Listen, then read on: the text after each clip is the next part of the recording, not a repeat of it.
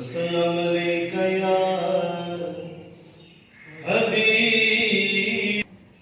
असी उस तो सदके हुए कुल कायनात बनी। आप मोहम्मद है कौना दे भटके हुए। सदा रहबर पाक खाक है तैबा दी। असी हाकिम चमके की करना। असा ताज ते तख्त नूं की करना। तेरी याद दिले दा चैन।